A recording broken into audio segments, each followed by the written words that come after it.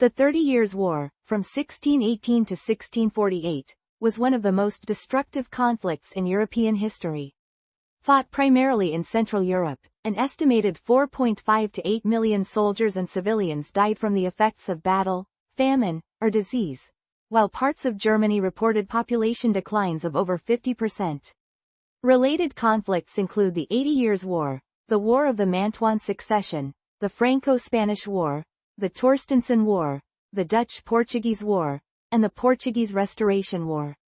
The war can be seen as a continuation of the religious conflict initiated by the 16th-century Reformation within the Holy Roman Empire. The 1555 Peace of Augsburg attempted to resolve this by dividing the empire into Catholic and Lutheran states, but over the next 50 years the expansion of Protestantism beyond these boundaries destabilized the settlement. However, while differences over religion and imperial authority were important factors in causing the war, some contemporary commentators suggest its scope and extent were driven by the contest for European dominance between Habsburg-ruled Spain and Austria, and the French House of Bourbon. Its outbreak is generally traced to 1618, when Emperor Ferdinand II was deposed as King of Bohemia and replaced by the Protestant Frederick V of the Palatinate. Although imperial forces quickly suppressed the Bohemian Revolt, Frederick's participation expanded the fighting into the Palatinate, whose strategic importance drew in the Dutch Republic and Spain, then engaged in the 80 Years' War. In addition, the acquisition of territories within the empire by rulers like Christian IV of Denmark and Gustavus Adolphus of Sweden gave them and other foreign powers an ongoing motive to intervene. Combined with fears that the Protestant religion in general was threatened, what started as an internal dynastic dispute became a European conflict. From 1618 until 1635, the conflict was primarily a civil war within the Holy Roman Empire, with support from external powers. After 1635, the empire became one theater in a wider struggle between France, chiefly supported by Sweden, and Emperor Ferdinand III, whose principal ally was Spain. Fighting ended with the 1648 Peace of Westphalia, the terms of which included greater autonomy within the empire for states like Bavaria and Saxony, as well as acceptance of Dutch independence by Spain. The conflict shifted the balance of power in favor of France, and set the stage for the expansionist wars of Louis XIV, which dominated Europe for the next 60 years.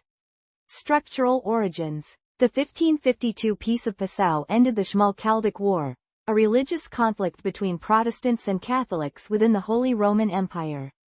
The 1555 Peace of Augsburg tried to prevent their recurrence by fixing boundaries between the two faiths, using the principle of cuius regio, eius religio. This designated individual states as either Lutheran, then the most usual form of Protestantism, or Catholic, based on the religion of their ruler. Other provisions protected substantial religious minorities in cities like Donauwörth, and confirmed Lutheran ownership of property taken from the Catholic Church since Passau. These agreements were undermined by the post-1555 expansion of Protestantism into areas previously designated as Catholic. Another factor was the growth of Protestant faiths not recognized by Augsburg, especially Calvinism, which was viewed with hostility by both Lutherans and Catholics. The Peace of Augsburg also gave individual rulers within the empire greater political autonomy and control over the religion practiced in their domains, while weakening central authority. Conflict over economic and political objectives frequently superseded religion, with Lutheran Saxony, Denmark, Norway and Sweden competing with each other and Calvinist Brandenburg over the Baltic trade. Managing these issues was hampered by the fragmented nature of the empire. Its representative institutions included 300 imperial estates distributed across Germany, the Low Countries, northern Italy, and present-day France. These ranged in size and importance from the 7 prince-electors who voted for the Holy Roman Emperor, down to prince-bishoprics and imperial cities like Hamburg. Each also belonged to a regional grouping or imperial circle, which primarily focused on defense and operated as autonomous bodies. Above all of these was the imperial diet, which only assembled on an irregular basis, and then largely served as a forum for discussion, rather than legislation. Although, in theory, emperors were elected, the position had been held by the House of Habsburg since 1440. The largest single landowner within the Holy Roman Empire, They controlled lands containing over 8 million subjects, including Austria, Bohemia and Hungary. The Habsburgs also ruled the Spanish Empire until 1556, when Charles V divided the two empires between different branches of the family. This bond was reinforced by frequent intermarriage, while Spain retained imperial territories such as the Spanish Netherlands, Milan and Franche-Comté. Although these links meant the Austrian and Spanish Habsburgs often worked together, their objectives did not always align. Spain was a global maritime superpower, whose possessions stretched from Europe to the Philippines, and much of the Americas. In contrast, Austria was a land-based power, focused on ensuring their preeminence within Germany and securing their eastern border against the Ottoman Empire. Before Augsburg, unity of religion compensated for lack of strong central authority. Once removed, it presented opportunities for those who sought to further weaken it. These included ambitious imperial states like Lutheran Saxony and Catholic Bavaria, as well as France, confronted by Habsburg lands on its borders to the north, south, and along the Pyrenees. Since many foreign rulers were also imperial princes, divisions within the empire drew in external powers like Christian IV of Denmark, who joined the war in 1625 as Duke of Holstein-Gottorp. Background: 1556 to 1618. Disputes occasionally resulted in full-scale conflict like the 1583 to 1588 Cologne War, caused when its ruler converted to Calvinism. More common were events such as the 1606 Battle of the Flags, in Donauwörth, when riots broke out after the Lutheran majority blocked a Catholic religious procession. Emperor Rudolf approved intervention by the Catholic Maximilian of Bavaria. In return, he was allowed to annex the town, and as agreed at Augsburg, the official religion changed from Lutheran to Catholic. When the Imperial Diet opened in February 1608, both Lutherans and Calvinists sought formal reconfirmation of the Augsburg settlement. In return, the Habsburg heir Archduke Ferdinand required the immediate restoration of all property taken from the Catholic Church since 1555, rather than the previous practice whereby the court ruled case by case. This demand threatened all Protestants, paralyzed the Diet, and removed the perception of imperial neutrality. Loss of faith in central authority meant towns and rulers began strengthening their fortifications and armies. Outside travelers often commented on the growing militarization of Germany in this period. In 1608, Frederick IV, Elector Palatine, formed the Protestant Union, and Maximilian responded by setting up the Catholic League in July 1609. Both were created to support the dynastic ambitions of their leaders, but combined with the 1609–1614 War of the Jülich Succession, the result was to increase tensions throughout the empire. Some historians who see the war as primarily a European conflict argue Jülich marks its beginning, with Spain and Austria backing the Catholic candidate, France and the Dutch Republic the Protestant. External powers became involved in what was an internal German dispute due to the imminent expiry of the 1609 12 Years' Truce, which suspended the 80 Years' War between Spain and the Dutch Republic. Before restarting hostilities, Ambrosio Spinola, commander in the Spanish Netherlands, needed to secure the Spanish Road, an overland route connecting Habsburg possessions in Italy to Flanders. This allowed him to move troops and supplies by road, rather than sea where the Dutch navy was dominant. By 1618, the only part not controlled by Spain ran through the Electoral Palatinate. Since Emperor Matthias had no surviving children, in July 1617 Philip III of Spain agreed to support Ferdinand's election as King of Bohemia and Hungary. In return, Ferdinand made concessions to Spain in northern Italy and Alsace, and agreed to support their offensive against the Dutch. Doing so required his election as emperor, which was not guaranteed. Maximilian of Bavaria, who opposed the increase of Spanish influence in an area he considered his own, tried to create a coalition with Saxony and the Palatinate to support his candidacy. Another option was Frederick V, Elector Palatine, a Calvinist who succeeded his father in 1610, and in 1613 married Elizabeth Stuart, daughter of James I of England. 4 of the electors were Catholic, and 3 were Protestant. If this balance changed, it would potentially result in the election of a Protestant emperor. When Ferdinand became King of Bohemia in 1617, he also gained control of its electoral vote, However, his conservative Catholicism made him unpopular with the predominantly Protestant nobility, who were also concerned about the erosion of their rights. These factors combined to bring about the Bohemian Revolt in May 1618. Phase 1. 1618 to 1635. Bohemian Revolt. Ferdinand once claimed he would rather see his lands destroyed than tolerate heresy within them. Less than 18 months after taking control of Styria in 1595, he had eliminated Protestantism in what had been a stronghold of the Reformation. Absorbed by their war in the Netherlands, his Spanish relatives preferred to avoid antagonizing Protestants elsewhere. They recognized the dangers associated with Ferdinand's fervent Catholicism, but supported his claim due to the lack of alternatives. On being elected King of Bohemia in May 1617, Ferdinand reconfirmed Protestant religious freedoms, but his record in Styria led to the suspicion he was only awaiting a chance to overturn them. These concerns were heightened after a series of legal disputes over property were all decided in favor of the Catholic Church. In May 1618, Protestant nobles led by Count Thurn met in Prague Castle with Ferdinand's two Catholic representatives, Vilém Slavata and Jaroslav Borzita. In what became known as the Third Defenestration of Prague, both men were thrown out of the castle windows along with their secretary Philip Fabricius, although all three survived. Thurn established a Protestant-dominated government in Bohemia, while unrest expanded into Silesia and the Habsburg heartlands of Lower and Upper Austria, where much of the nobility was also Protestant. Losing control of these threatened the entire Habsburg state, while Bohemia was one of the most prosperous areas of the empire and its electoral vote crucial to ensuring Ferdinand succeeded Matthias as emperor. The combination meant their recapture was vital for the Austrian Habsburgs, but chronic financial weakness left them dependent on Maximilian in Spain for the resources needed to achieve this. Spanish involvement inevitably drew in the Dutch, and potentially France, although the strongly Catholic Louis XIII of France faced his own Protestant rebels at home and refused to support them elsewhere. The revolt also provided opportunities for external opponents of the Habsburgs, including the Ottoman Empire and Savoy. Funded by Frederick and Charles Emmanuel I, Duke of Savoy, a mercenary army under Ernst von Mansfeld was sent to support the Bohemian rebels.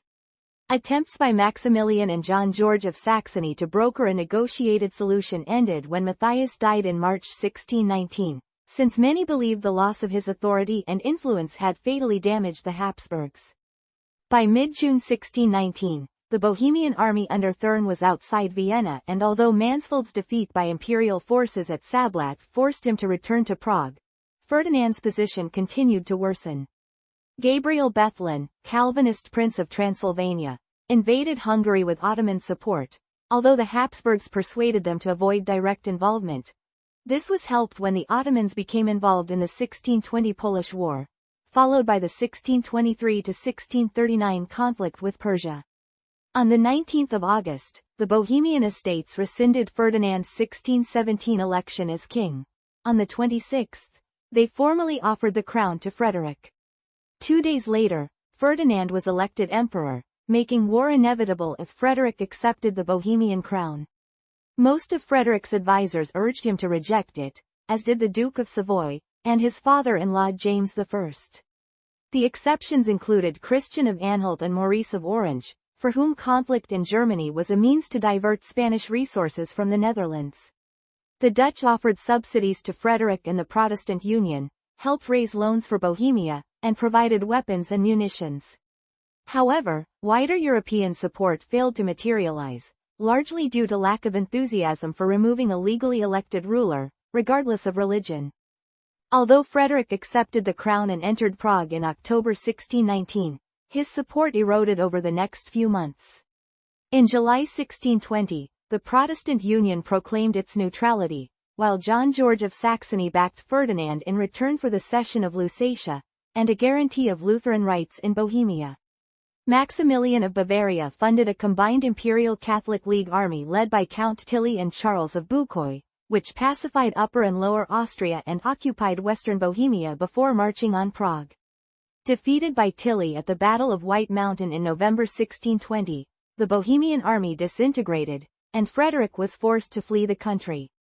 Palatinate campaign. By abandoning Frederick, the German princes hoped to restrict the dispute to Bohemia, but Maximilian's dynastic ambitions made this impossible. In the October 1619 Treaty of Munich, Ferdinand transferred the Palatinate's electoral vote to Bavaria, and allowed Maximilian to annex the Upper Palatinate. Many Protestant rulers had supported Ferdinand against Frederick because they objected to deposing the legally elected King of Bohemia.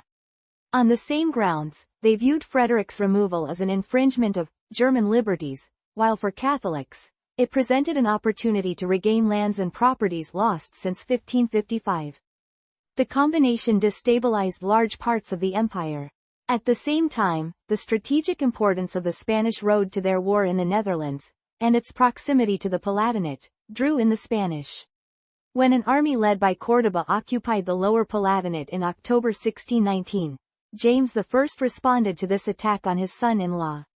English naval forces were sent to threaten Spanish possessions in the Americas and the Mediterranean, while James announced he would declare war if Spanish troops were not withdrawn by spring 1621. These actions were primarily designed to placate his opponents in Parliament, who considered his pro-Spanish policy a betrayal of the Protestant cause. However, Spanish Chief Minister Olivares correctly interpreted them as an invitation to open negotiations, and in return for an Anglo-Spanish alliance offered to restore Frederick to his Rhineland possessions. Since Frederick's demand for full restitution of his lands and titles was incompatible with the Treaty of Munich, hopes of a negotiated peace quickly evaporated. Despite defeat in Bohemia, Frederick's allies included Georg Friedrich of Baden and Christian of Brunswick, while the Dutch provided him with military support after the 80 Years' War restarted in April 1621 and his father-in-law James funded an army of mercenaries under Mansfeld. However, their failure to coordinate effectively led to a series of defeats by Spanish and Catholic League forces, including Wimpfen in May 1622 and Hoechst in June. By November 1622, the Imperials controlled most of the Palatinate, apart from Frankenthal, which was held by a small English garrison under Sir Horace Vere. The remnants of Mansfeld's army took refuge in the Dutch Republic, as did Frederick, who spent most of his time in The Hague until his death in November 1632. At a meeting of the Imperial Diet in February 1623, Ferdinand forced through provisions transferring Frederick's titles, lands, and electoral vote to Maximilian. He did so with support from the Catholic League, despite strong opposition from Protestant members, as well as the Spanish.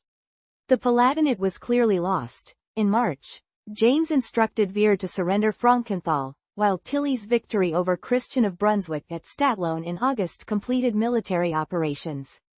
However, Spanish and Dutch involvement in the campaign was a significant step in internationalizing the war, while Frederick's removal meant other Protestant princes began discussing armed resistance to preserve their own rights and territories. Danish intervention, 1625–1629. With Saxony dominating the Upper Saxon Circle and Brandenburg the Lower, both Kreis had remained neutral during the campaigns in Bohemia and the Palatinate.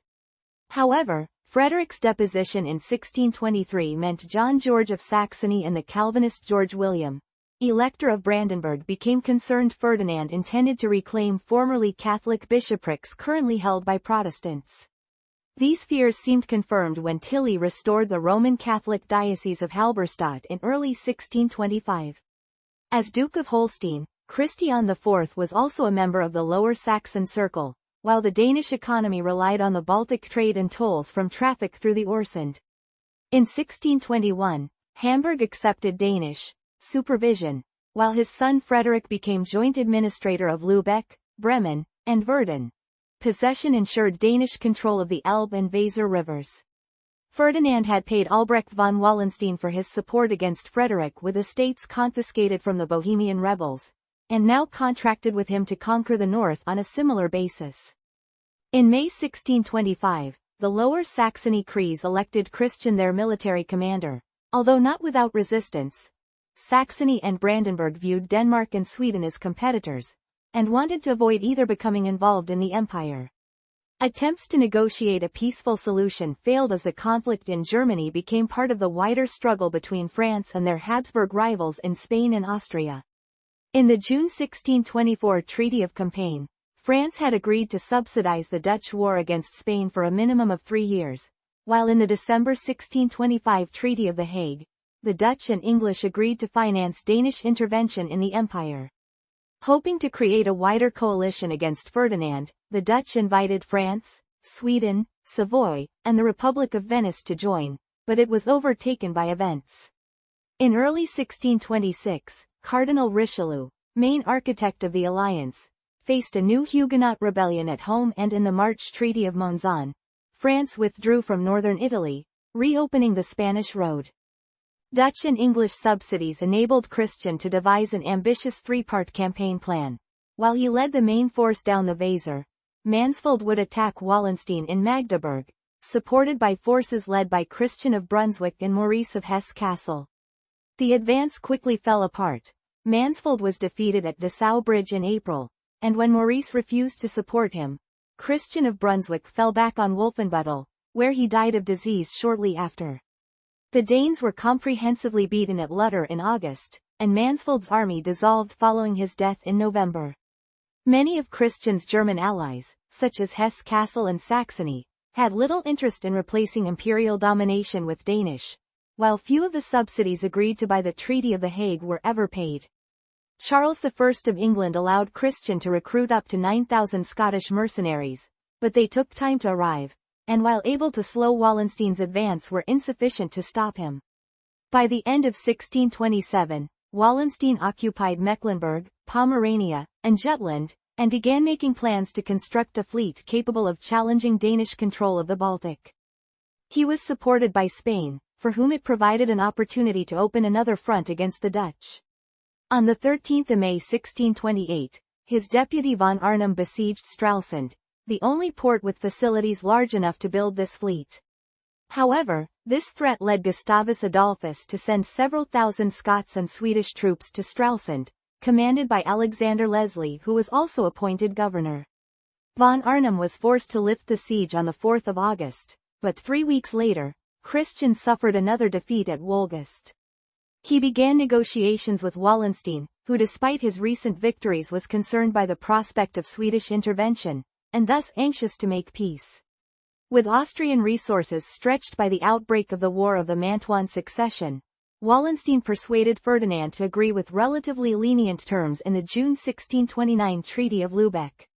Christian retained his German possessions of Schleswig and Holstein, in return for relinquishing Bremen and Verden, and abandoning support for the German Protestants. While Denmark kept Schleswig and Holstein until 1864, this effectively ended its reign as the predominant Nordic state. Once again, the methods used to obtain victory explain why the war failed to end. Ferdinand paid Wallenstein by letting him confiscate estates, extort ransoms from towns, and allowing his men to plunder the lands they passed through, regardless of whether they belonged to allies or opponents. In early 1628, Ferdinand deposed the hereditary Duke of Mecklenburg, and appointed Wallenstein in his place, an act which united all German princes in opposition, regardless of religion. This unity was undermined by Maximilian of Bavaria's desire to retain the Palatinate.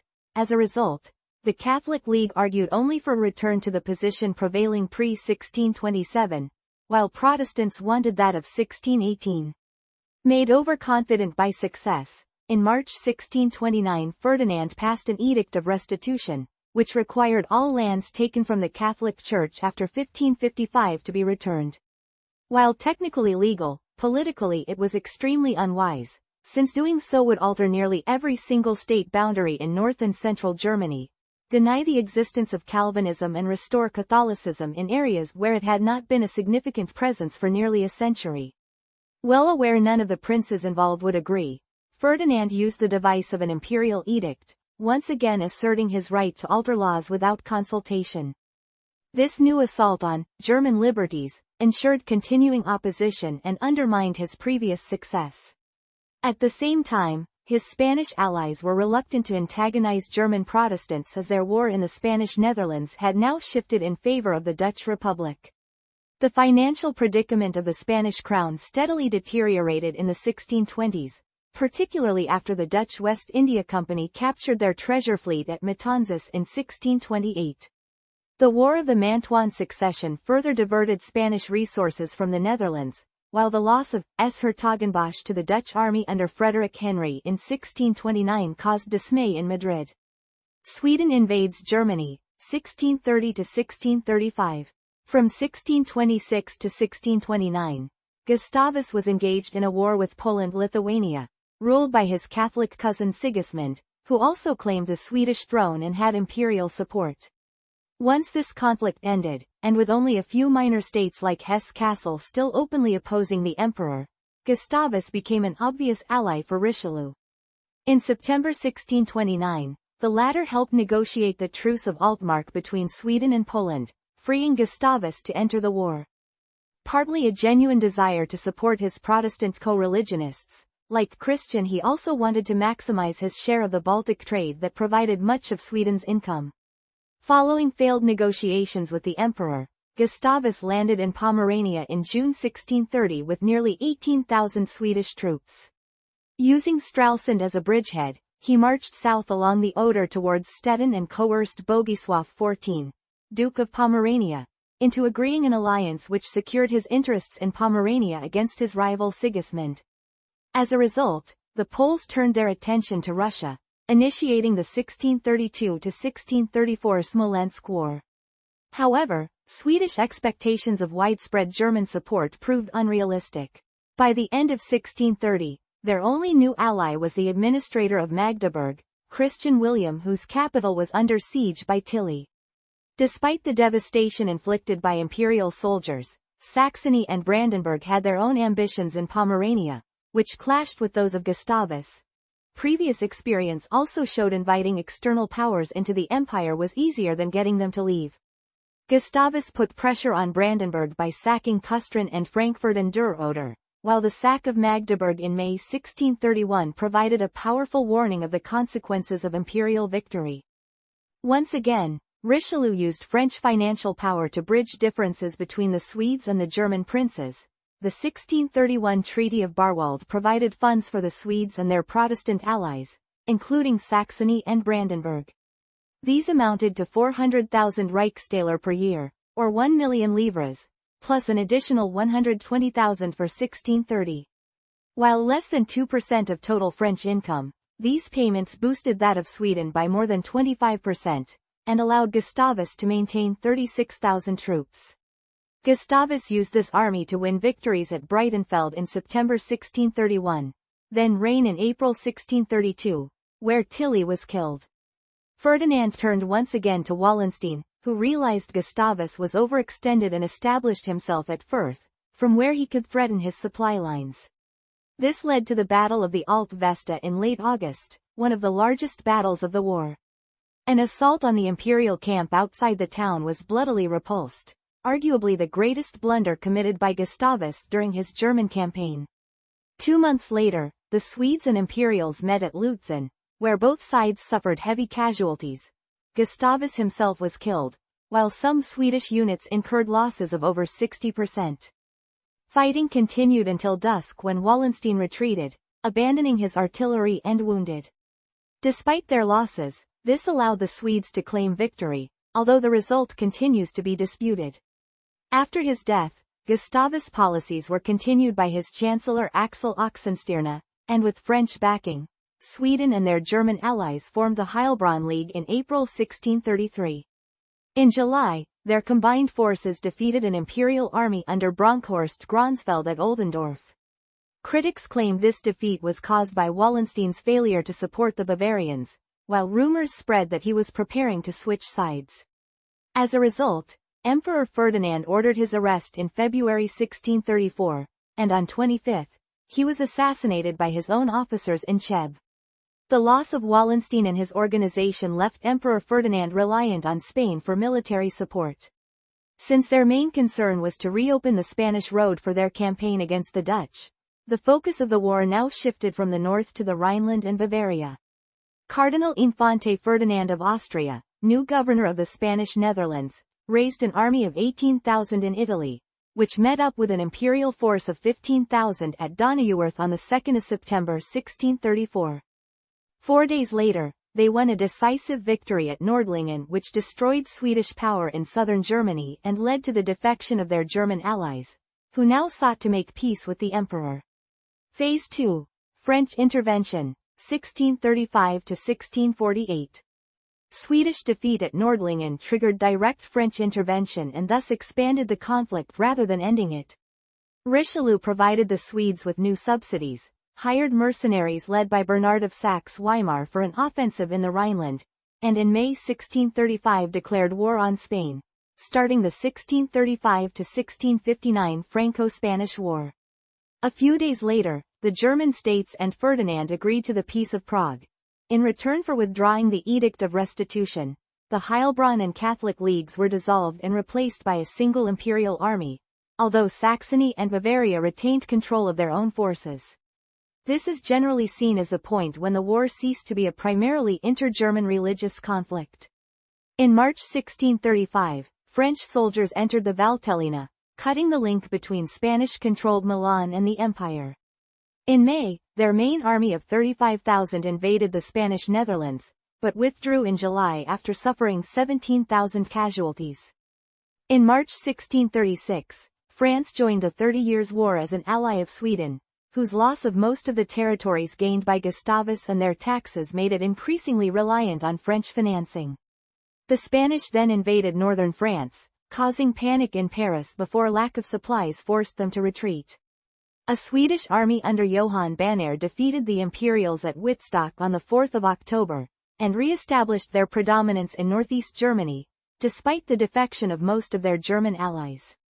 Ferdinand II died in February 1637, and was succeeded by his son Ferdinand III, who faced a deteriorating military position. Although Matthias Gallas and the main imperial army had forced Banér back to the Baltic, in March 1638, Bernard destroyed an imperial army at Rheinfelden. His capture of Breisach in December secured French control of Alsace and severed the Spanish road, forcing Gallas to divert resources there. Although von Hatzfeldt defeated a combined Swedish-German force at Vlotho in October, lack of supplies forced Gallas to withdraw from the Baltic. In April 1639, Banér defeated the Saxons at Chemnitz, then entered Bohemia in May.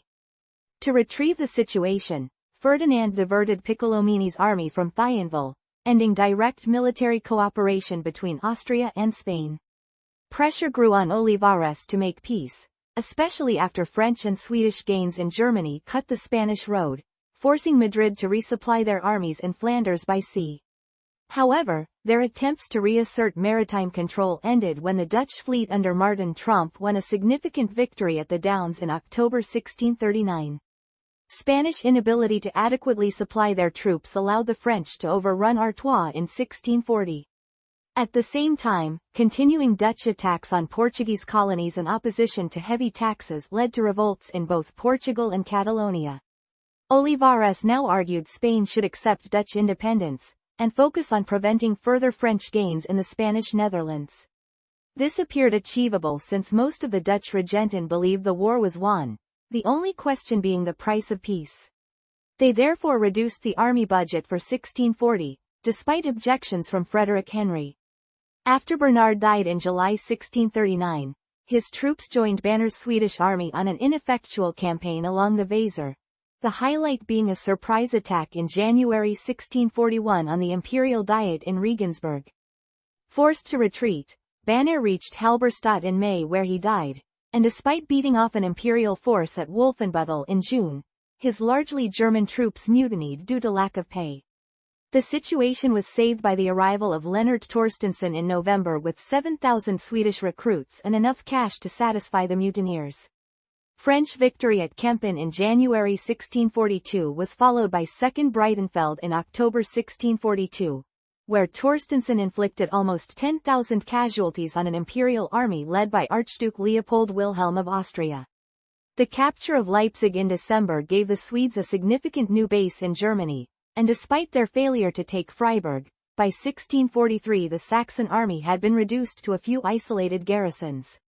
While Ferdinand accepted a military solution was no longer possible, by fighting on he hoped to prevent the imperial estates joining his peace negotiations with France and Sweden, thus preserving his authority by allowing him to represent the empire as a whole. This seemed more likely when Richelieu died in December 1642, followed by Louis XIII in May 1643, leaving his 5-year-old son Louis XIV as king. However, Richelieu's policies were continued by his successor Cardinal Mazarin, while gains in Alsace allowed France to focus on the war against Spain. In 1643, the Army of Flanders invaded northern France hoping to relieve pressure elsewhere, but were decisively beaten by Condé at Rocroi on the 19th of May. Defeat ended any prospect of reopening the Spanish road, and Madrid finally accepted the war against the Dutch could not be won. However, Condé was unable to fully exploit his victory due to factors affecting all combatants. The devastation inflicted by 25 years of warfare meant armies spent more time foraging than fighting, forcing them to become smaller and more mobile, with a much greater emphasis on cavalry. Difficulties in gathering provisions meant campaigns started later, and restricted them to areas that could be easily supplied, usually close to rivers. In addition, the French had to rebuild their army in Germany after it was shattered by an imperial Bavarian force led by Franz von Mercy at Tuttlingen in November. Soon after Rocroi, Ferdinand invited Sweden and France to attend peace talks in the Westphalian towns of Munster and Osnabrück, but negotiations were delayed when Christian of Denmark blockaded Hamburg and increased toll payments in the Baltic. This severely impacted the Dutch and Swedish economies, and in December 1643 the Torstenson War began when the Swedes invaded Jutland with Dutch naval support. Ferdinand pulled together an imperial army under Gallas to attack the Swedes from the rear, which proved a disastrous decision. Leaving Wrangel to finish the war in Denmark, in May 1644 Torstenson marched into the empire. Gallas was unable to stop him, while the Danes sued for peace after their defeat at Femern in October 1644. In August 1644, the French and Bavarian armies met in the 3-day Battle of Freiburg, in which both sides suffered heavy casualties. Convinced the war could no longer be won, Maximilian now put pressure on Ferdinand to end the conflict. Shortly after peace talks restarted in November, Gallas' imperial army disintegrated and the remnants retreated into Bohemia, where they were scattered by Torstenson at Jankow in March 1645. In May, a Bavarian force under von Mercy destroyed a French detachment at Herbsthausen, before he was defeated and killed at Second Nordlingen in August. Deprived of imperial support, John George of Saxony signed a 6-month truce with Sweden in September, and in the March 1646 Treaty of Eulenburg agreed to remain neutral until the end of the war. Under Turenne, French commander in the Rhineland, and Wrangel, who had replaced Torstenson, the French and Swedes separately invaded Bavaria in the summer of 1646. Maximilian was soon desperate to end the war he was largely responsible for starting, at which point the Spanish publicized a secret offer by Mazarin to exchange French-occupied Catalonia for the Spanish Netherlands. Angered by this duplicity, the Dutch agreed a truce with Spain in January 1647 and began to negotiate their own peace terms. Having failed to acquire the Netherlands through diplomacy, Mazarin decided to do so by force. To free up resources for the attempt, on 14 March 1647 he signed the Truce of Ulm with Bavaria, Cologne and Sweden. The planned offensive fell apart when Turenne's mostly German troops mutinied, while Bavarian General Johann von Werth refused to comply with the truce. Although the mutinies were quickly suppressed, Maximilian felt obliged to follow Werth's example and in September ordered Bronkhorst Gronsfeld to combine the remnants of the Bavarian army with imperial troops under von Holzappel. Outnumbered by a Franco-Swedish army led by Wrangel and Turenne, they were defeated at Susmarshausen in May 1648 and von Holzappel was killed. Although the bulk of the imperial army escaped thanks to an effective rearguard action by Raimondo Montecuccoli, Bavaria was left defenseless once again. The Swedes sent a second force under von Königsmarck to attack Prague, seizing the castle and Malastrana district in July. The main objective was to gain as much loot as possible before the war ended. They failed to take the old town but captured the imperial library, along with treasures including the Codex Gigas, now in Stockholm. When a Spanish offensive in Flanders ended with defeat at Lens in August 1648, Ferdinand finally agreed terms and on 24 October, he signed peace treaties with France and Sweden, ending the war. Conflict outside Germany. Northern Italy. Northern Italy had been contested by France and the Habsburgs since the end of the 15th century. One reason was control of this area allowed opponents to threaten the southern borders of France and Austria. In addition, it contained large sections of the Spanish Road, which allowed Spain to safely move recruits and supplies from their Italian possessions to support their war against the Dutch. This reliance on long exterior lines of communication was a strategic weakness, which the French sought to exploit by disrupting the road. This usually involved attacks on the Spanish-held Duchy of Milan, or blocking the Alpine passes. Montferrat and its fortress of Casale Monferrato were subsidiary territories of the Duchy of Mantua, and their possession allowed the holder to threaten Milan. This meant when the last duke in the direct line died in December 1627, France and Spain backed rival claimants, resulting in the 1628–1631 War of the Mantuan Succession. The French-born Duke of Nevers was backed by France and the Republic of Venice, his rival the Duke of Guastalla by Spain, Ferdinand II, Savoy and Tuscany. While a relatively minor conflict, the struggle had a disproportionate impact on the 30 Years' War, since Pope Urban VIII viewed Habsburg expansion in Italy as a threat to the Papal States. His opposition to Ferdinand II divided the Catholic powers, and made it acceptable for France to employ Protestant allies against Austria. In March 1629, the French stormed Savoyard positions in the Pas de Sous, lifted the Spanish siege of Casale and captured Pinerolo. The Treaty of Susa then ceded the two fortresses to France and allowed their troops unrestricted passage through Savoyard territory, giving them control over Piedmont and the Alpine passes into southern France. However, as soon as the main French army withdrew in late 1629, the Spanish and Savoyards besieged Casale once again. At the same time, the Spanish employed mercenaries paid for by Ferdinand II in an offensive which routed the main Venetian field army and forced Nevers to abandon Mantua. By October 1630, the French position seemed so precarious their representatives agreed the Treaty of Ratisbon, but it was never ratified as Richelieu claimed he had never approved the terms. Several factors restored the French position in northern Italy, notably a devastating outbreak of plague. Between 1629 and 1631, over 60,000 died in Milan and 46,000 in Venice, with proportionate losses elsewhere.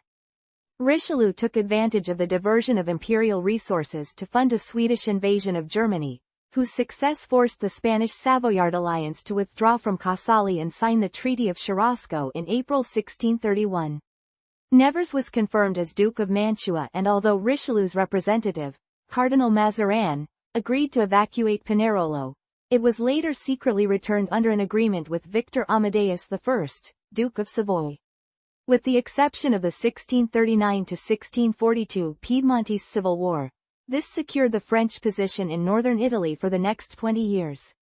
After the outbreak of the Franco-Spanish War in 1635, Richelieu supported a renewed offensive by Victor Amadeus against Milan to tie down Spanish resources. These included an unsuccessful attack on Valenza in 1635, plus minor victories at Tornavento and Mombaldon. However, the anti-Habsburg alliance in northern Italy fell apart when first Charles of Mantua died in September 1637, then Victor Amadeus in October, whose death led to a struggle for control of the Savoyard state between his widow Christine of France and brothers, Thomas and Maurice. In 1639, their quarrel erupted into open warfare, with France backing Christine and Spain the two brothers, and resulted in the Siege of Turin. One of the most famous military events of the 17th century, at one stage it featured no less than 3 different armies besieging each other. However, the revolts in Portugal and Catalonia forced the Spanish to cease operations in Italy and the war was settled on terms favorable to Christine and France. In 1647, a French-backed rebellion succeeded in temporarily overthrowing Spanish rule in Naples. The Spanish quickly crushed the insurrection and restored their rule over all of southern Italy, defeating multiple French expeditionary forces sent to back the rebels. However, it exposed the weakness of Spanish rule in Italy and the alienation of the local elites from Madrid. In 1650, the governor of Milan wrote that as well as widespread dissatisfaction in the south, the only one of the Italian states that could be relied on was the Duchy of Parma. Catalonia. Throughout the 1630s, Tax increases levied to pay for the war led to protests throughout Spanish territories, which in 1640 resulted in revolts. First in Portugal, then in the Principality of Catalonia. Backed by France as part of Richelieu's war by diversion, in January 1641 the rebels proclaimed a Catalan republic. The Madrid government quickly assembled an army of 26,000 men to crush the revolt, which defeated the rebels at Martorell on 23 January 1641. The French now persuaded the Catalan courts to recognize Louis XIII as Count of Barcelona, and ruler of Catalonia. On 26 January, a combined French-Catalan force routed a larger Spanish army at Montjuic and secured Barcelona. However, the rebels soon found the new French administration differed little from the old, turning the war into a three-sided contest between the Franco-Catalan elite, the rural peasantry, and the Spanish. There was little serious fighting after France took control of Perpignan and Roussillon, establishing the current-day Franco-Spanish border in the Pyrenees. The revolt ended in 1651 with the Spanish capture of Barcelona. Outside Europe, in 1580, Philip II of Spain also became ruler of the Portuguese Empire, creating the Iberian Union, long-standing commercial rivals. The 1602–1663 Dutch-Portuguese War was an offshoot of the Dutch fight for independence from Spain. The Portuguese dominated the transatlantic economy known as the triangular trade, in which slaves were transported from West Africa and Portuguese Angola to work on plantations in Portuguese Brazil, which exported sugar and tobacco to Europe. Known by Dutch historians as the Great Design, control of this trade would not only be extremely profitable but also deprive the Spanish of funds needed to finance their war in the Netherlands. In 1621, the Dutch West India Company was formed to achieve this, and a Dutch fleet captured the Brazilian port of Salvador, Bahia in 1624. After it was retaken by the Portuguese in 1625, a second fleet established Dutch Brazil in 1630, which was not returned until 1654. In 1641, the Dutch seized Portuguese slave trading hubs in Angola and São Tomé, with support from the kingdoms of Congo and Ndongo, whose position was threatened by Portuguese expansion. Although those gains proved short-lived, the Dutch retained territories elsewhere, like the Cape Colony, as well as Portuguese trading posts on the Gold Coast, in Malacca, on the Malabar Coast, the Moluccas and Ceylon. Peace of Westphalia, 1648. The Peace of Westphalia actually consisted of three separate agreements: the Peace of Munster between Spain and the Dutch Republic, the Treaty of Osnabrück between the Empire and Sweden, plus the Treaty of Munster between the Empire and France. Preliminary discussions began in 1642 but only became serious in 1646. A total of 109 delegations attended at one time or other, with talks split between Munster and Osnabrück. After the Swedes rejected Christian of Denmark as mediator, the negotiators finally agreed on papal legate Fabio Chiga and the Venetian envoy Alvise Contarini. The first to be signed on 30 January 1648, the Peace of Munster forms part of the Westphalia settlement since the Dutch Republic was still considered imperial territory. Although it officially confirmed Dutch independence, the Imperial Diet did not formally accept it was no longer part of the empire until 1728. The Dutch were also given a monopoly over trade conducted through the Scheldt estuary, ensuring the commercial ascendancy of Amsterdam. Antwerp, capital of the Spanish Netherlands and previously the most important port in northern Europe, would not recover until the late 19th century. The terms of the separate treaties with France and Sweden had first to be agreed by Ferdinand and the imperial estates. It has been argued they were a major turning point in German and European legal history, because they went beyond normal peace settlements and effected major constitutional and religious changes to the empire itself. Since they required changes to the structure and governance of the empire, these negotiations were complex, with states like Saxony and Bavaria having very different views on desired outcomes. Ferdinand finally signed the peace on 24 October, after a crushing French victory over Spain at Lens, and with Swedish troops on the verge of taking Prague. Key elements of the peace were provisions confirming the autonomy of states within the empire, including Ferdinand's acceptance of the supremacy of the imperial diet, and those seeking to prevent future religious conflict. Article 5 reconfirmed the Augsburg settlement, established 1624 as the basis, or Normaljar, for determining the dominant religion of a state and guaranteed freedom of worship for religious minorities. Article 7 recognized Calvinism as a reformed faith and removed the jus reformandi, the requirement that if a ruler changed his religion, his subjects had to follow suit. These terms did not apply to the hereditary lands of the Habsburg monarchy, such as Lower and Upper Austria. In terms of territorial concessions, Brandenburg-Prussia received Farther Pomerania, and the bishoprics of Magdeburg, Halberstadt, Kamen, and Minden. Frederick's son Charles Louis regained the Lower Palatinate and became the 8th imperial elector, although Bavaria kept the Upper Palatinate and its electoral vote.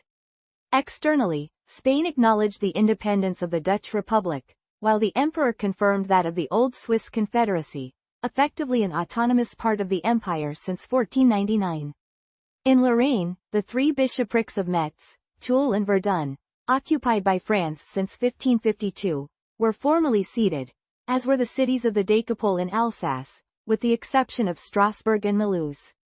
Sweden received an indemnity of $5 million, the imperial territories of Swedish Pomerania, and the prince-bishoprics of Bremen and Verden, which also gave them a seat in the imperial diet. The peace was later denounced by Pope Innocent X, who regarded the bishoprics ceded to France and Brandenburg as property of the Catholic Church, and thus his to assign. It also disappointed many exiles by accepting Catholicism as the dominant religion in Bohemia, Upper and Lower Austria, all of which were Protestant strongholds prior to 1618. Fighting did not end immediately, since demobilizing over 200,000 soldiers was a complex business, and the last Swedish garrison did not leave Germany until 1654. In addition, Mazarin insisted on excluding the Burgundian Circle from the Treaty of Munster, allowing France to continue its campaign against Spain in the Low Countries, a war that continued until the 1659 Treaty of the Pyrenees. The political disintegration of Poland-Lithuania led to the 1655–1660 Northern War with Sweden, which also involved Denmark, Russia and Brandenburg, while two Swedish attempts to impose its control on the port of Bremen failed in 1654 and 1666. It has been argued the peace established the principle known as Westphalian sovereignty, the idea of non-interference in domestic affairs by outside powers, although this has since been challenged. The process, or Congress, model, was adopted for negotiations at Aix-la-Chapelle in 1668, Nijmegen in 1678, and Ryswick in 1697. Unlike the 19th-century Congress system, these were to end wars, rather than prevent them, so references to the balance of power can be misleading. Human and financial cost of the war. The 30 Years' War forms part of what historians sometimes call the general crisis of the mid-17th century. This term refers to a period of sustained conflict and unrest in areas ranging from Ming China to the British Isles, Tsarist Russia and the Holy Roman Empire. In each of these, fighting combined with famine and disease inflicted severe losses on local civilian populations. While the war certainly ranks as one of the worst of these events, 19th-century German nationalists often exaggerated its impact to illustrate the dangers of a divided Germany. Suggestions of up to 12 million deaths from a population of 18 million are no longer considered accurate. In addition, upper estimates of material losses are not supported by contemporary evidence, or in some cases exceed pre-war tax records. Regardless, modern commentators agree the war was a mortality disaster previously unknown in Europe. Estimates of total deaths range from 4.5 to 8 million, most incurred after 1630 when Sweden entered the war, the vast majority of which were civilian. Battles generally featured armies of around 13,000 to 20,000 each, one of the largest being Altvesta in 1632 with a combined 70,000 to 85,000. Estimates of the total deployed by both sides within Germany range from an average of 80,000 to 100,000 from 1618 to 1626, peaking at 250,000 in 1632 and falling to under 160,000 by 1648. Casualty rates among those who actually did serve in the military could be extremely high. Of 230 men conscripted from the Swedish village of Bygdøy between 1621 and 1639, 215 are recorded as dead or missing, while another 5 returned home crippled.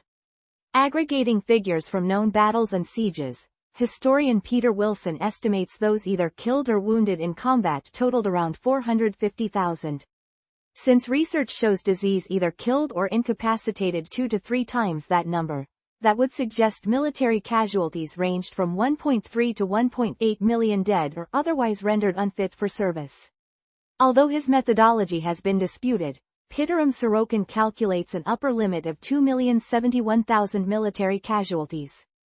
Based on local records, military action accounted for less than 3% of civilian deaths, with the major causes being starvation, 12%, bubonic plague, 64%, typhus, 4%, and dysentery, 5%. Although regular outbreaks of disease were common for decades prior to 1618, the conflict greatly accelerated their spread, due to the influx of soldiers from foreign countries, the shifting locations of battle fronts and displacement of rural populations into already crowded cities. This was not restricted to Germany. Disease carried by French and imperial soldiers allegedly sparked the 1629–1631 Italian plague. Described as the worst mortality crisis to affect Italy during the early modern period, it resulted in some 280,000 deaths, with higher estimates of around 1 million. Poor harvests throughout the 1630s and repeated plundering of the same areas led to widespread famine. Contemporaries record people eating grass, or too weak to accept alms, while instances of cannibalism were common. Modern historians generally agree the Holy Roman Empire experienced an overall population decline of between 30 to 40%, although this was not evenly spread. It fell from between 18 and 20 million in 1600, to between 11 and 13 million in 1650, and did not regain pre-war levels until 1750. Nearly 50% of these losses appear to have been incurred during the first period of Swedish intervention from 1630 to 1635. The high mortality rate compared to the wars of the Three Kingdoms in Britain may partly be due to the reliance of all sides on foreign mercenaries, often unpaid and required to live off the land. Lack of a sense of shared community resulted in atrocities such as the destruction of Magdeburg, in turn creating large numbers of refugees who were extremely susceptible to sickness and hunger. While flight saved lives in the short term, in the long run it often proved catastrophic. In 1940, agrarian historian Gunther Franz published a detailed analysis of regional data from across Germany covering the period from 1618 to 1648. Broadly confirmed by more recent work, he concluded, about 40% of the rural population fell victim to the war and epidemics. In the cities, 33%. These figures can be misleading, since Franz calculated the absolute decline in pre- and post-war populations, or total demographic loss. They therefore include factors unrelated to death or disease, such as permanent migration to areas outside the empire or lower birth rates, a common but less obvious impact of extended warfare. There were also wide regional variations. Some areas in northwest Germany were relatively peaceful after 1630 and experienced almost no population loss, while those of Mecklenburg, Pomerania and Württemberg fell by nearly 50%. Although some towns may have overstated their losses to avoid taxes, individual records confirm serious declines. From 1620 to 1650, the population of Munich fell from 22,000 to 17,000, that of Augsburg from 48,000 to 21,000. The financial impact is less clear. While the war caused short-term economic dislocation, especially in the period 1618 to 1623, overall it accelerated existing changes in trading patterns. It does not appear to have reversed ongoing macroeconomic trends, such as the reduction of price differentials between regional markets, and a greater degree of market integration across Europe. The death toll may have improved living standards for the survivors. One study shows wages in Germany increased by 40% in real terms between 1603 and 1652. Military developments. Innovations made by Gustavus in particular are considered part of the tactical evolution known as the military revolution.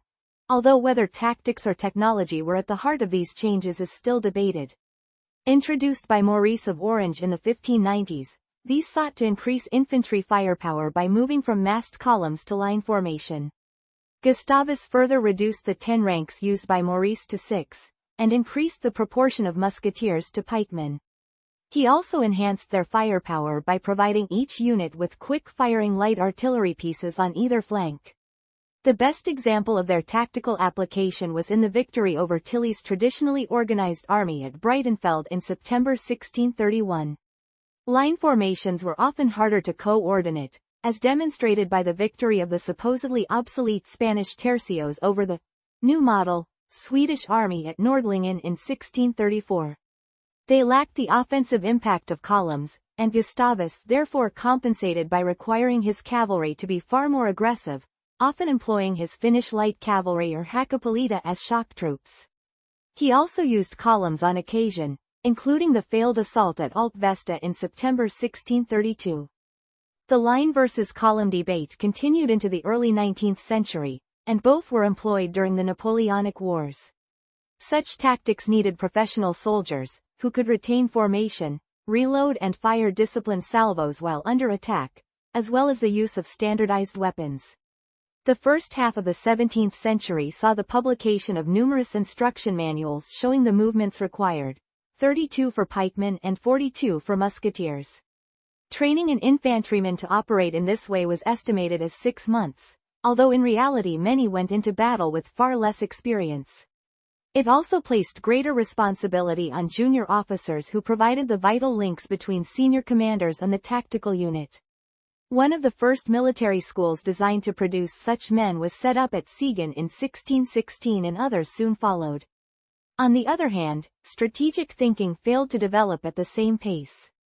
Historian Jeremy Black claims most campaigns were inconclusive, and almost exclusively concerned with control of territory, rather than focused strategic objectives. The lack of connection between military and diplomatic goals helps explain why the war lasted so long and why peace proved so elusive. There were a number of reasons for this. When the war ended in 1648, the Franco-Swedish alliance still had over 84,000 men under arms on imperial territory, their opponents around 77,000. While relatively small in contemporary terms, such numbers were unprecedented at the time. With the possible exception of Spain, the 17th century state could not support armies of this size, forcing them to depend on contributions, levied or extorted from areas they passed through. Obtaining supplies thus became the limiting factor in campaign planning, an issue that grew more acute later in the war when much of the empire had already been fought over. Even when adequate provisions could be gathered, the next problem was getting them to the troops. To ensure security of supply, commanders were forced to stay close to rivers, then the primary means of bulk transportation, and could not move too far from their main bases. Many historians argue feeding the troops became an objective in itself, unconnected to diplomatic goals and largely uncontrolled by their central governments. The result was armies increasingly devoid of intelligible political objectives, degenerating into traveling armed mobs, living in a symbiotic relationship with the countryside they passed through. This often conflicted with the political aims of their employers. The devastation inflicted in 1628 and 1629 by imperial troops on Brandenburg and Saxony, both nominally their allies, was a major factor in their subsequent support for Swedish intervention. Social and cultural impact. It has been suggested the breakdown of social order caused by the war was often more significant and longer-lasting than the immediate damage. The collapse of local government created landless peasants, who banded together to protect themselves from the soldiers of both sides, and led to widespread rebellions in Upper Austria, Bavaria and Brandenburg. Soldiers devastated one area before moving on, leaving large tracts of land empty of people and changing the ecosystem. Food shortages were worsened by an explosion in the rodent population, while Bavaria was overrun by wolves in the winter of 1638, and its crops destroyed by packs of wild pigs the following spring. Contemporaries spoke of a frenzy of despair, as people sought to make sense of the relentless and often random bloodshed unleashed by the war. Attributed by religious authorities to divine retribution for sin, attempts to identify a supernatural cause led to a series of witch hunts, beginning in Franconia in 1626 and quickly spreading to other parts of Germany. They began in the bishopric of Würzburg, an area with a history of such events going back to 1616 and now reignited by Bishop von Ehrenberg, a devout Catholic eager to assert the Church's authority in his territories. By the time he died in 1631, over 900 people from all levels of society had been executed. The Bamberg witch trials, held in the nearby bishopric of Bamberg from 1626 to 1631, claimed over 1,000 lives. In 1629, 274 died in the Eichstätt witch trials, plus another 50 in the adjacent duchy of Palatinate-Neuburg. Elsewhere, persecution followed imperial military success, expanding into Baden and the Palatinate following their reconquest by Tilly, then into the Rhineland. However, the extent to which they were symptomatic of the impact of the conflict on society is debatable, since many took place in areas relatively untouched by the war. Concerned their brutality would discredit the Counter-Reformation, Ferdinand ensured active persecution largely ended by 1630. Although the war caused immense destruction, it has also been credited with sparking a revival in German literature, including the creation of societies dedicated to purging of foreign elements from the German language. One example is Simplicius Simplicissimus, often suggested as one of the earliest examples of the picaresque novel. Written by Hans Jakob Christoffel von Grimmelshausen in 1668, it includes a realistic portrayal of a soldier's life based on his own experiences, many of which are verified by other sources. Other less famous examples include the diaries of Peter Hagendorf, a participant in the sack of Magdeburg whose descriptions of the everyday brutalities of the war remain compelling. For German, and to a lesser extent Czech writers, the war was remembered as a defining moment of national trauma, the 18th-century poet and playwright Friedrich Schiller being one of many to use it in their work. Variously known as the Great German War, Great War, or Great Schism, for 19th and early 20th century German nationalists it showed the dangers of a divided Germany and was used to justify the creation of the German Empire in 1871, as well as the Greater Germanic Reich envisaged by the Nazis. Bertolt Brecht used it as the backdrop for his 1939 anti-war play Mother Courage and Her Children, while its enduring cultural resonance is illustrated by the novel Till, written by Austro-German author Daniel Kellman and also set during the war. It was nominated for the 2020 Booker Prize. Political consequences. The peace reconfirmed German liberties, ending Habsburg attempts to convert the Holy Roman Empire into a more centralized state similar to Spain. Over the next 50 years, Bavaria, Brandenburg-Prussia, Saxony and others increasingly pursued their own policies, while Sweden gained a permanent foothold in the empire. Despite these setbacks, the Habsburg lands suffered less from the war than many others and became a far more coherent bloc with the absorption of Bohemia, and restoration of Catholicism throughout their territories. By laying the foundations of the modern nation-state, Westphalia changed the relationship between subjects and their rulers. Previously, many had overlapping, sometimes conflicting, political and religious allegiances. They were now understood to be subject first and foremost to the laws and edicts of their respective state authority, not the claims of any other entity, religious or secular. This made it easier to levy national forces of significant size, loyal to their state and its leader. One lesson learned from Wallenstein and the Swedish invasion was the need for their own permanent armies, and Germany as a whole became a far more militarized society. For Sweden, the benefits ultimately proved short-lived. Unlike French gains which were incorporated into France, Swedish territories remained part of the empire, and they became members of the Lower and Upper Saxon Kreis. While this provided both seats and influence in the imperial diet, it also brought Sweden into direct conflict with Brandenburg-Prussia and Saxony, their competitors in Pomerania. The income from their German possessions was relatively minor, and although parts of Pomerania remained Swedish until 1815, much of it was ceded to Prussia in 1679 and 1720. France arguably gained more from the conflict than any other power, and by 1648, most of Richelieu's objectives had been achieved.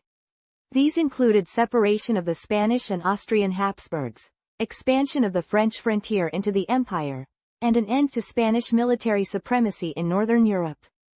Although the Franco-Spanish War continued until 1659, Westphalia allowed Louis XIV to begin replacing Spain as the predominant European power.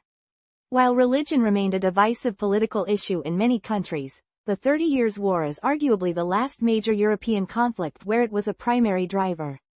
Future conflicts were either internal, such as the Camisards' revolt in southwestern France, or relatively minor, like the 1712 Toggenburg War. The war created the outlines of a Europe that persisted until 1815 and beyond, most significantly the nation-state of France, along with the start of a split between Germany and a separate Austro-Hungarian bloc. Notes